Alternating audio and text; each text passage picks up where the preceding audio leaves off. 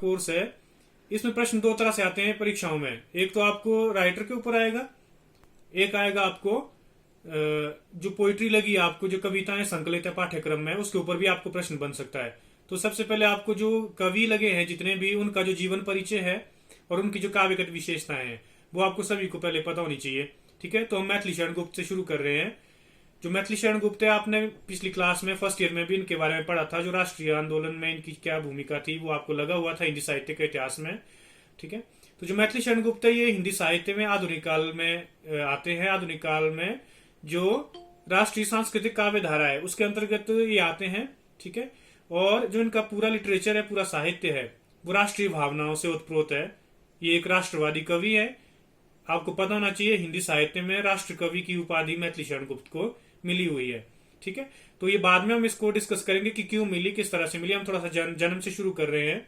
जो मैथिली शरण गुप्त है, इनका जन्म हुआ था 3 अगस्त 1886 ईस्वी में। उत्तर प्रदेश में एक डिस्ट्रिक्ट पड़ता है झांसी, झांसी जिले के चिरगांव में इनका जन्म हुआ था। इनके पिता का नाम सेठ रामचरण दास था।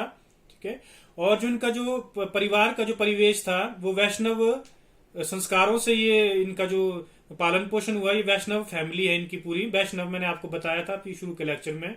ठीक है, वैष्णव वो होते हैं जो विष्णु के अवतारों के उपासक होते हैं। ठीक है, तो वैष्णव भक्ति के संस्कार इनको बचपन से ही मिले। घर का माहौल वैष्णव भक्ति का था।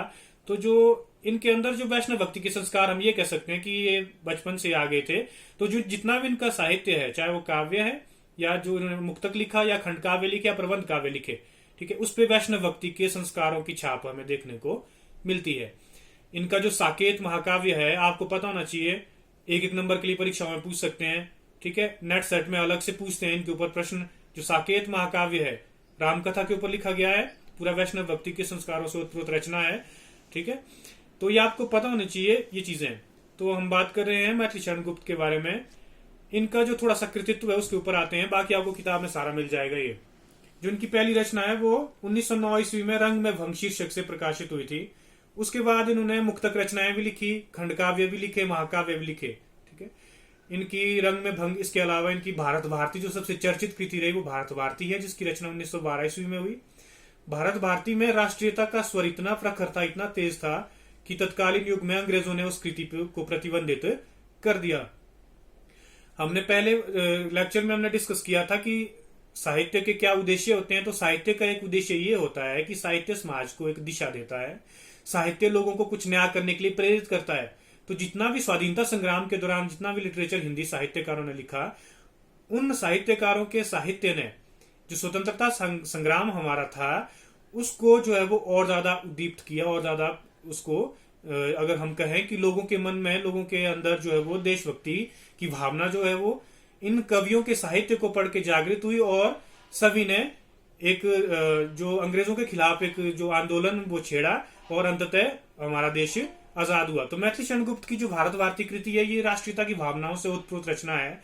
उस युग में जिसने भी इसको पढ़ा उसके अंदर जो देश के प्रति जो एक समर्पण का भाव है वो जागृत हुआ। और इसी कृति को पढ़ के जब महात्मा गांधी ने भारत भारती को पढ़ा और इसमें जो राष्ट्रीयता की जो उद्दाम जो भावना थी उसको देखते हुए इन्होंने, महात्मा गांधी ने मैथिली शरण गुप्त को राष्ट्र कवि की उपाधि से अलंकृत किया। तो आपको ये पता होना चाहिए कि राष्ट्र कवि क्यों कहा जाता है मैथिली शरण गुप्त को, और किसने कहा और किस वजह से कहा। तो इनकी भारत भारती कृति को इसको देखते हुए। ठीक है, इसके अलावा भारत भारती के अलावा इनकी जो अन्य रचनाएं हैं वो है खास करके पौराणिक संदर्भों में ज्यादा लिखा है। जयद्रथ वध है, महाभारत के कथानक को लेकर चलती है रचना। उसके बाद राम कथा को लेकर साकेत इनकी एक बहुत महत्वपूर्ण महाकाव्य जो 1931 ईस्वी में लिखा गया, बहुत चर्चित महाकाव्य रहा। जो रामायण का एक उपेक्षित पात्र है, उर्मिला। पता होना चाहिए आपको उर्मिला कौन थी। रामायण के हमारा एक एपिक कैरेक्टर है हमारे पुराने ग्रंथों में। लक्ष्मण की पत्नी जो उर्मिला थी उसके जीवन को लेकर साकेत महाकाव्य की रचना हुई है। ये इस महाकाव्य की रचना मैथिली शरण गुप्त ने महावीर प्रसाद द्विवेदी की प्रेरणा से की थी। महावीर प्रसाद द्विवेदी ने उस युगीन के साहित्यकारों को कहा कि राम कथा के ऊपर बहुत सारा लिखा गया है। गोस्वामी तुलसीदास ने पूरा मानस लिख लिया राम कथा के ऊपर, लेकिन एक राम कथा में एक ऐसा कैरेक्टर है, एक ऐसा चरित्र है जो बहुत उपेक्षित रहा सदियों से, जिसके ऊपर किसी की नजर नहीं गई। तो ये कैरेक्टर कौन था? ये उर्मिला थी। उर्मिला एक ऐसा चरित्र है रामायण का, आप लोगों का ध्यान आज तक नहीं गया होगा, सभी ने रामायण देखी, अभी लॉकडाउन में भी रोजाना प्रसारित हो रही थी दूरदर्शन पे। तो आपने देखा होगा कि बाकी जो सीता थी, लक्ष्मण था, राम था, वो वनवास गए, चलो जो भी था कर्मों का फल था, जो भी था, उसमें सबसे ज्यादा जो शोषण हुआ वो उर्मिला का हुआ है रामायण में। उसको किस चीज की सजा मिली? सीता को सजा नहीं मिली, वो अपने पति के साथ थी, ये बात और है कि उसका हरण हो गया, लेकिन उर्मिला, उसका क्या दोष था? न विवाहिता थी, लेकिन लक्ष्मण उसे छोड़ के चला गया अपना जो भाई का धर्म था उसे निभाने के लिए। तो कहीं ना कहीं ये कैरेक्टर बहुत उपेक्षित रहा, बिना अपराध की सजा जिसे हम कह सकते हैं उर्मिला को मिली रामायण में। तो इसी उपेक्षित पात्र के ऊपर मैथिली शरण गुप्त ने साकेत महाकाव्य की रचना की है। आपको पता होना चाहिए जो साकेत है वो अयोध्या का दूसरा नाम है, ठीक है, जीके में भी पूछ लेते हैं कई बार साकेत कहाँ का पुरानिक नाम है, तो अवध, अयोध्या, साकेत और वर्तमान में फैजाबाद, ये सभी एक ही स्थान के नाम है, ठीक है। इसके अलावा साकेत के अलावा इन्होंने एक चंपू काव्य लिखा। चंपू काव्य आपको पता होगा क्या होगा, यशोधरा। यशोधरा महात्मा बुद्ध की धर्मपत्नी थी, ठीक है। इसके अलावा इन्होंने एक मुस्लिम जो संस्कृति के ऊपर एक काव्य लिखा, काबा और करबला। उसके बाद गुरुकुल सिख परिवेश पे लिखा। बोलने का मतलब यह कि जो तुलसीदास है भक्ति काल में, वही विशेषताएं हम आधुनिक काल में मैथिली शरण गुप्त के अंदर देखते हैं। वैसा समन्वयवाद आपने पढ़ा फर्स्ट ईयर में, तुलसीदास का समन्वयवाद। वैसा समन्वयवाद का वैसी समन्वयवादी विचारधारा आधुनिक युग में हम मैथिली शरण गुप्त के अंदर देखते हैं। आप देख रहे हैं हिंदू परिवेश, मुस्लिम, सिख और बौद्ध, सभी परिवेशों को लेकर मैथिली शरण गुप्त ने काव्य रचनाएं की। इसके अलावा हम आगे चलते हैं, द्वापर, झंकार, पंचवटी, ये सभी जय भारत मैथिली शरण गुप्त की रचनाएं हैं। आपको किताब में डिटेल से मिल जाएंगे, मैं ज्यादा नहीं जाना चाहूंगा इसके ऊपर। तो ये था इनका थोड़ा सा व्यक्तित्व एवं कृतित्व। थोड़ा सा इनके अगर साहित्यिक जीवन की बात करें तो जो साहित्य में मैथिली शरण गुप्त का योगदान बहुत बहुत हम कह सकते हैं कि उस कद को आज तक कोई साहित्यकार शायद ही छू पाया हो, जो कद हिंदी साहित्य में एक राष्ट्र कवि के रूप में मैथिली शरण गुप्त का था। इवन जो दिनकर है, उन्होंने खुद ये कबूल किया कि मैं राष्ट्र कवि नहीं, दिनकर को भी हम राष्ट्र कवि कह देते हैं, लेकिन दिनकर ने कहा कि मैं एक महज डिप्टी राष्ट्र कवि हूं, राष्ट्र कवि का दर्जा जो है वो मैथिली शरण गुप्त का है, उस तक मैं नहीं पहुंच सकता। दिनकर के विचार है मैथिली शरण गुप्त के प्रति। अगर हम बात करें इनके जो राजनीतिक करियर की, थोड़ा पॉलिटिक्स में भी बाद में आए, ठीक है, पॉलिटिक्स में इन द सेंस प्रत्यक्ष राजनीति में भाग नहीं लिया। 1952 ईस्वी में भारत सरकार ने इन्हें राज्यसभा का सदस्य मनोनीत किया और 1964 तक पूरे 2 कार्यकाल मैथिली शरण गुप्त ने एक सांसद के रूप में जो है वो अपने बहुत सफलता के साथ पूरे किए। इसके अलावा इनके जो साहित्यिक योगदान और पूरे जो समाज के प्रति जितना भी इनका समाज सेवा को देखते हुए भारत सरकार ने 1954 ईस्वी में मैथिली शरण गुप्त को पद्म भूषण पुरस्कार से सम्मानित किया। आपको पता होना चाहिए जो पद्म भूषण है वो भारत का तीसरा सबसे जो है वो बड़ा नागरिक सम्मान है। सबसे ऊपर भारत रत्न आता है, उसके बाद पद्म कैटेगरी के अवार्ड आते हैं। पद्म कैटेगरी के अवार्ड 3 तरह के हैं, पद्म विभूषण सबसे ऊपर, फिर उसके बाद पद्म भूषण, अंत में पद्मश्री। तो जो पद्म भूषण है वो बीच में है, पद्म कैटेगरी के जो अवार्ड है वो मैथिली शरण गुप्त को भारत सरकार ने दिया। ये तो था इनका थोड़ा सा जीवन परिचय, आपको विस्तार से आप पुस्तक में जाए अपनी वो मिल जाएगा आपको। अब आते हैं हम थोड़ा सा इनकी काव्यगत विशेषताओं के ऊपर। ये आपको मैं नोट्स भी भेज दूंगा, लेकिन थोड़ा आपको पता होना चाहिए। काव्यगत विशेषताएं मैंने जैसे बता दी है। सबसे पहले इनके काव्य में राष्ट्रीयता का स्वर है, ठीक है। उसके बाद जो भारत का अतीत है उसका गौरवगान हुआ है। उसके बाद मानवतावादी दृष्टिकोण है। उसके बाद समन्वयवादी विचारधारा है। उसके बाद जो नारी के प्रति उदार दृष्टिकोण है। आपने पंक्तियां अक्सर सार्वजनिक मंचों से कई बार नेता सभी विद्वान कहते हैं, अवला जीवन हाय तुम्हारी यही कहानी, आंचल में है दूध और आंखों में पानी। ये इनकी यशोधरा कृति से ये पंक्तियां ली है, जो नारी के ऊपर बहुत आजकल भी बहुत बड़े बड़े मंचों से फेमिनिस्ट बोलते हैं कि नारी का जो योगदान है वो भारतीय समाज में क्या है। तो नारी के प्रति एक बहुत विस्तारित दृष्टिकोण मैथिली शरण गुप्त का रहा है। डिटेल से आपको मिल जाएगा। थोड़ा सा इनके काव्य शिल्पक्ष की ओर आए तो भाषा इनकी खड़ी बोली हिंदी रही, वो भी संस्कृत शब्दावली प्रधान, तत्सम शब्दावली ज्यादा है। उसके बाद जो इनका काव्य रूप रहा, इन्होंने मुक्तक काव्य रचनाएं भी की, खंड काव्य भी लिखे, महाकाव्य भी लिखे, ठीक है। उसके बाद इन्होंने नाटक भी लिखे, अनग, तिलोत्तमा, चंद्रहास जैसे, ये आपको कृतित्व में सारा मिल जाएगा। उसके बाद जो इनकी जो रचना है वो छंदबद्ध भी और मुक्तक छंद में भी कुछ एक है। तो ये तो था इनका थोड़ा सा व्यक्तित्व कृतित्व। हमारा जो आज का विषय है वो है जो इनकी पहली कविता आपको पाठ्यक्रम में संकलित है, भारत भारती, जिसकी मैं चर्चा कर चुका हूं कि 1912 ईस्वी में प्रकाशित हुई थी और बहुत ज्यादा चर्चित कृति है तत्कालीन युग में। जो इनके जो शब्द है भारत भारती के, वो स्वतंत्रता आंदोलन में उन्होंने आग में घी का काम किया है। ठीक है, उस भारत भारती को पढ़कर जो है वो अंग्रेजों ने इस कृति को प्रतिबंधित तक कर दिया था। क्यों? क्योंकि ये जो है देशवासियों में राष्ट्रत्व की भावना को जागृत कर रही थी और लोग जो है वो राष्ट्र को आजाद करने के लिए जो भी आंदोलन चलाए थे उसमें कूद पड़े इनकी कृतियों को पढ़ के। तो हम शुरू कर रहे हैं भारत भारती। इसका थोड़ा सा शुरू का अंश आपको लगा है, पूरी कृति आपको नहीं लगी हुई है। तो हम शुरू कर रहे हैं। अगर आपने टेक्स्ट खोली होगी तो आपको ज्यादा आसानी होगी। हम शुरू करते हैं।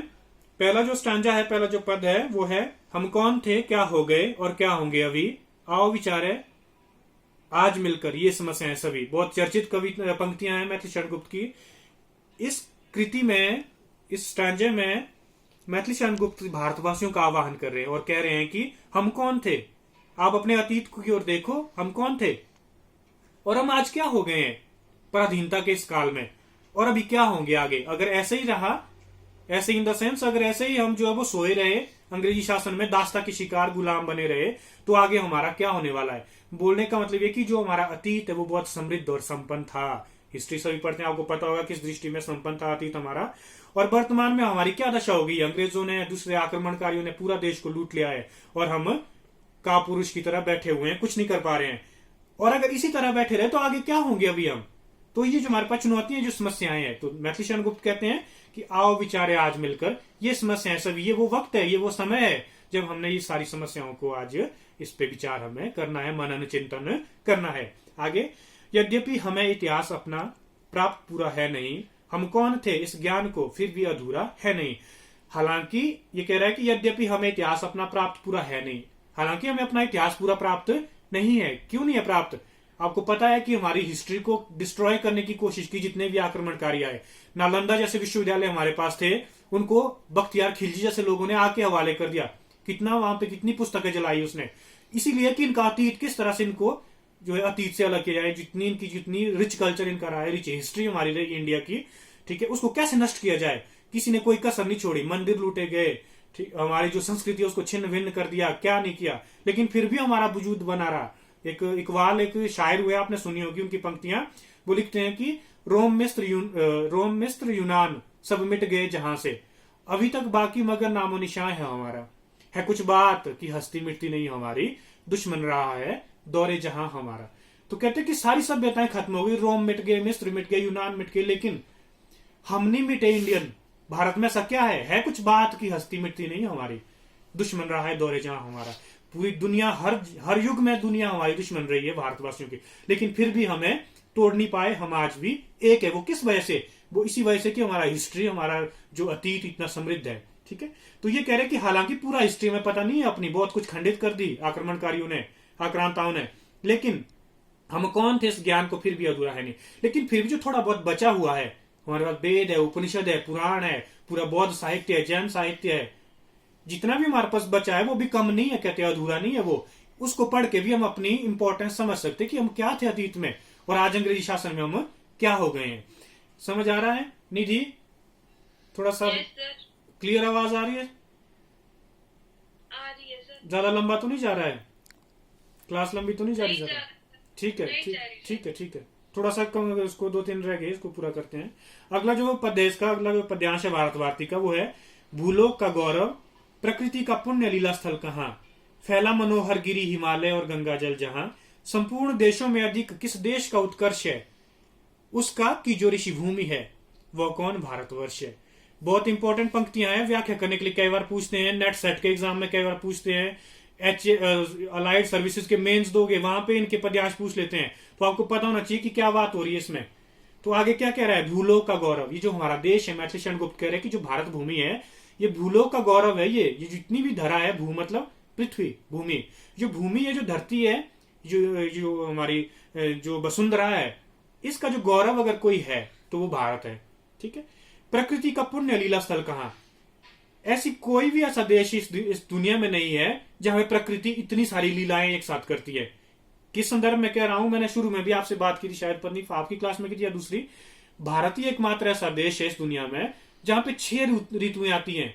हमारे पास जहां पर्वत है, हिमालय पर्वत है, हमारे पास जहां मैदान है पंजाब हरियाणा के, हमारे पास जहां रेगिस्तान है गुजरात राजस्थान के, हमारे पास यहाँ सागर है, अरब सागर है, बंगाल के, क्या नहीं है हमारे पास इस देश के पास।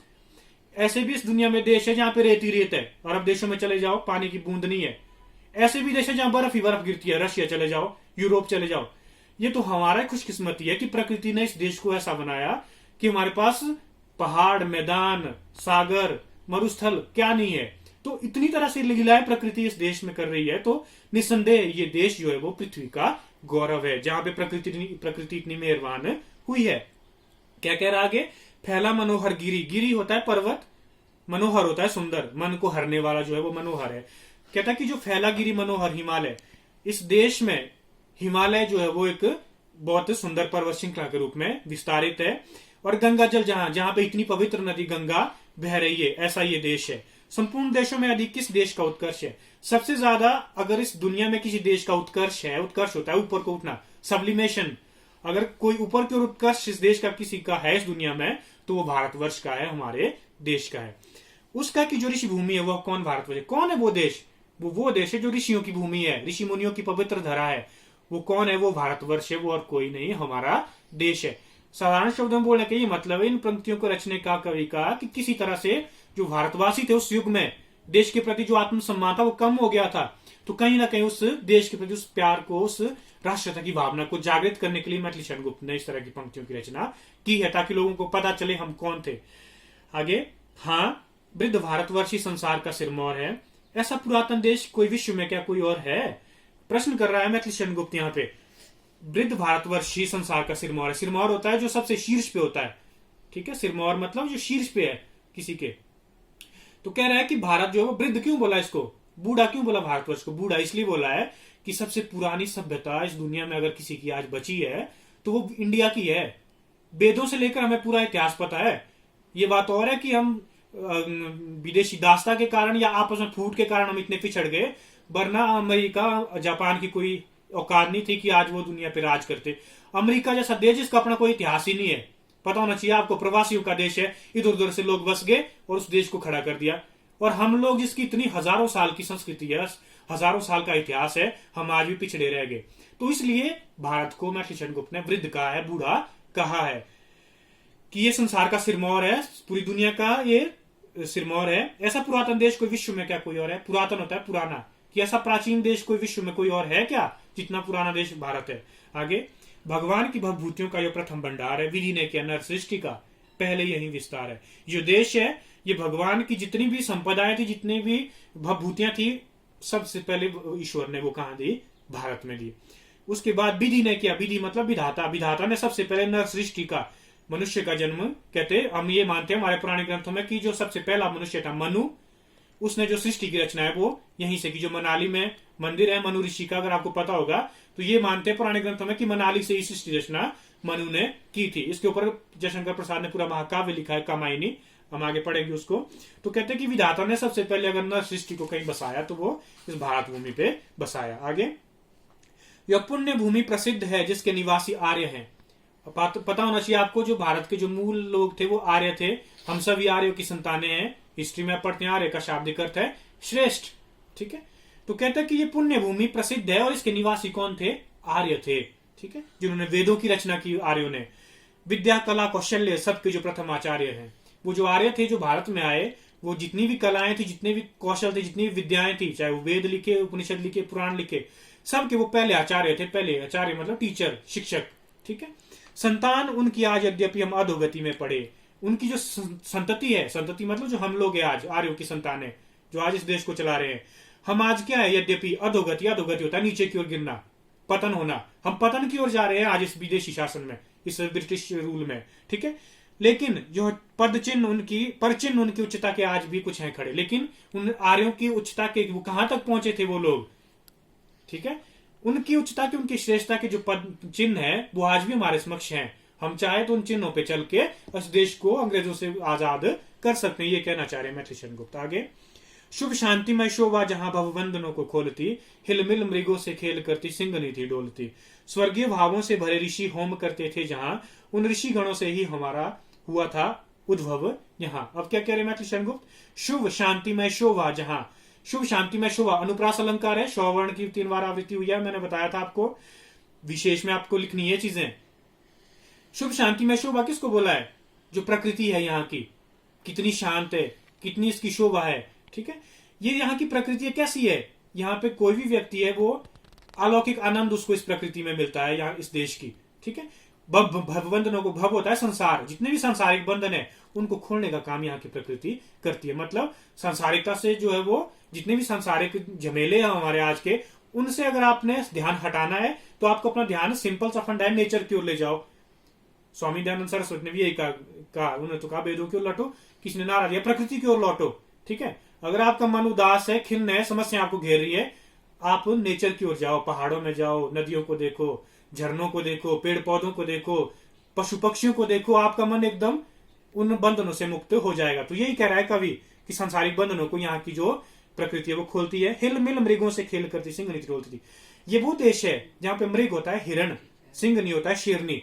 जहां पे आप देख सकते हैं कि शेरनी और मृग एक साथ जो है वो कलरव एक साथ क्रीड़ाएं वनों में जंगलों में करते हैं। ऐसी शांति जिसने पूरी दुनिया को, महात्मा बुद्ध और गांधी ने अहिंसा का पाठ पढ़ाया, नॉन वायलेंस का। पता होना चाहिए आपको 2 अक्टूबर को विश्व अहिंसा दिवस के रूप में पूरी दुनिया मनाती है, बिकॉज ऑफ गांधी फिलोसफी, या महात्मा बुद्ध ने अहिंसा का संदेश सबको दिया। हमारे महाभारत हुआ पूरा, पता होना चाहिए आपको, कितनी मार काट हुई, कितने लोग मरे, लेकिन अंत में महाभारतकार क्या कह रहा है? अहिंसा परमो धर्म। इतना मारकाट करने के बाद वेद व्यास जी लिख रहे हैं अहिंसा परमो धर्म, कि कुछ नहीं मिल रहा है हिंसा से, मारकाट से कुछ नहीं मिलना। लास्ट में क्या लिख रहे वेद व्यास जी महाभारत में? कि अहिंसा ही परम धर्म है।